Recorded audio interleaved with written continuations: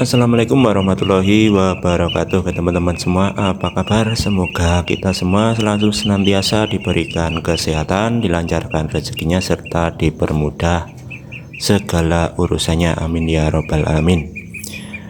Oke, buat teman-teman yang sedang menjalankan ibadah puasa, selamat menjalankan ibadah puasa ya. Semoga di puasa tahun ini kita bisa berkah barokah ya, bisa mengubah hidup kita menjadi lebih baik, dan dosa-dosa yang kita perbuat selama bertahun-tahun bisa terlebur di bulan puasa tahun ini. Amin ya robbal alamin. Oke, langsung saja untuk kesempatan kali ini saya ingin sharing-sharing tentang cara memanfaatkan daun ketela karet ya, atau daun singkong karet untuk pakan entok. Nah, jadi untuk daun pepaya karet ini biasanya mengandung asam sianida ya, yang tidak bagus buat ternak. Nah, jadi nanti kita olah agar bisa dimanfaatkan buat pakan ternak teman-teman. Nah, jadi daun ketela karet itu seperti ini teman-teman ya, daunnya lebar-lebar ya dibanding dengan daun tela yang biasa. Nah, jadi kalau yang karet ini lebih banyak kandungan asam sianidanya. Jadi nanti kita olah atau kita rebus dulu ya, agar hilang kandungan yang tidak baik untuk ternak atau kandungan asam sianidanya teman-teman. Yang perlu disiapkan, nah ini ada daun ketela atau daun singkong karet ya. Nah, kalau daun singkong karet itu agak lebar-lebar seperti ini daunnya. Kalau yang biasa itu kayak gini teman-teman. Nah, jadi untuk daun singkong karet ini kandungan asam sianidanya tinggi. Jadi kalau tidak kita olah dulu nanti bahaya untuk ternak teman-teman. Jadi nanti kita rebus ya. Ini saya udah siapkan alat-alat dan bahan yang perlu disiapkan, yaitu ada ini telenan sama pisau buat memotong kecil-kecil, lalu nanti kita rebus dengan panci ini teman-teman. Jadi untuk menghilangkan zat asam sianidanya kita rebus dahulu.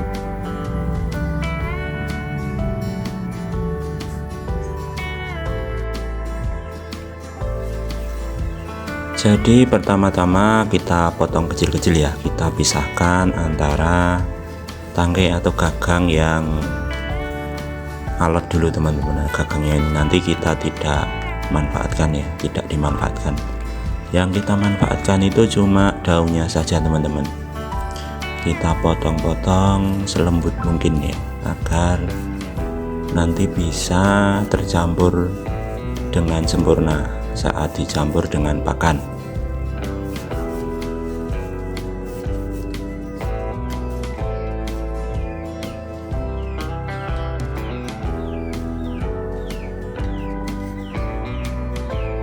Nah, biasanya kalau di tempat saya, kalau masih menggunakan pemotong manual kayak gini, menggunakan pisau kayak gini ya, saya potong ulang teman-teman. Jadi setelah pemotongan yang pertama, lalu kita potong lagi, kita baleni ya, agar bisa lembut.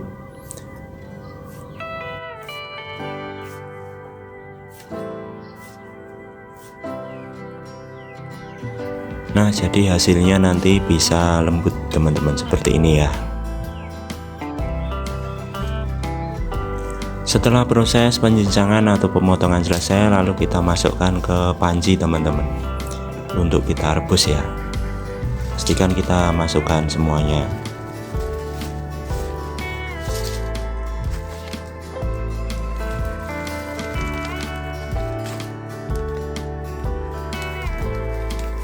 Setelah itu kita tambahkan garam secukupnya teman-teman. Nah, garam ini nanti berfungsi untuk mempercepat menghilangkan kandungan asam sianidanya teman-teman. Lalu kita tambahkan air ya, sampai terendam semuanya teman-teman. Jadi di panci ini kita penuhi sampai daun ketelanya itu kita bisa terendam semuanya.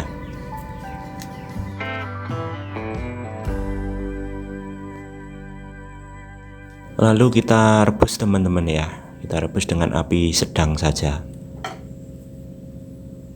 Lalu kita tutup agar cepat proses atau lebih cepat mendidih ya. Setelah mendidih lalu kita aduk ya, biar bisa matang secara merata. Kita aduk sambil kita nyalakan apinya teman-teman. Proses ini kita rebus antara 5 menit sampai 10 menit teman-teman. Nah, jadi kalau udah airnya udah berubah warna seperti ini, nah itu tandanya sudah cukup teman-teman ya.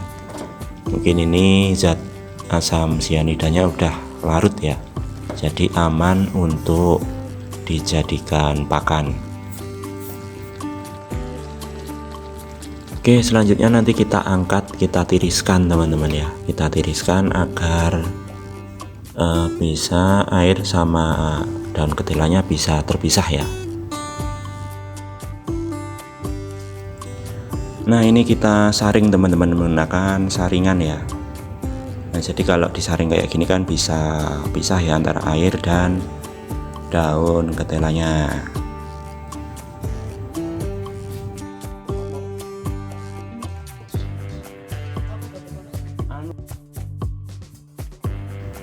Oke, setelah itu kita campur dengan pakan yang kita berikan sehari-hari teman-teman. Nah, di sini biasanya saya menggunakan bekatul dicampur dengan sisa nasi ya. Lalu untuk hijauannya ya memakai daun ketela atau daun pepaya teman-teman. Nah, di sini saya menggunakan daun ketela, ketela karet ya, ini mumpung ada daun ketela karet, dan saya olah menjadi pakan seperti ini teman-teman. Proses pencampurannya kita campur secara kering seperti ini dulu teman-teman, agar bisa merata dulu sama bekatul dan sama daun ketelanya.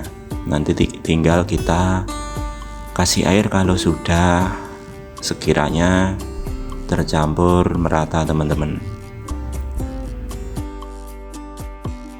Nah, setelah sekiranya tercampur merata, kita tambahkan air dikit demi sedikit teman-teman, sambil diaduk-aduk atau diurap-urap seperti ini ya, agar bisa tercampur secara merata. Jadi nanti pakannya jadi semi kering ya, tidak basah dan tidak terlalu kering. Soalnya kalau nanti kebanyakan air juga tidak bagus. Ini biasanya nutrisinya juga akan berkurang teman-teman. Jadi kita buat pakan itu semi kering seperti ini. Oke teman-teman, ini pakan yang sudah jadi adonan ya, siap diberikan ke kandang. Oke, langsung saja kita berikan ya, coba berikan ke entok yang ada di kandang teman-teman.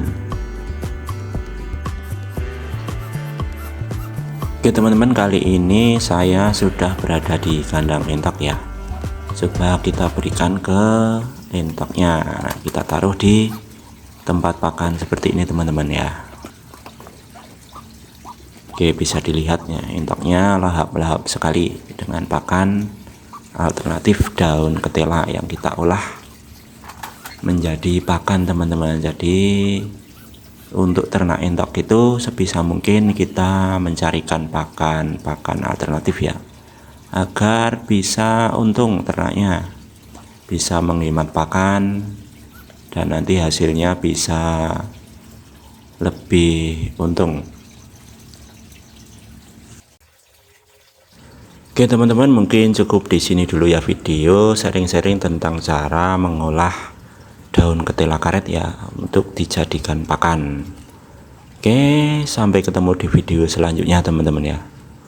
Jangan lupa subscribe, ikuti terus channel ini ya, agar tidak ketinggalan video-video menarik lainnya seputaran peternakan. Oke, sekian, semoga bermanfaat. Assalamualaikum warahmatullahi wabarakatuh.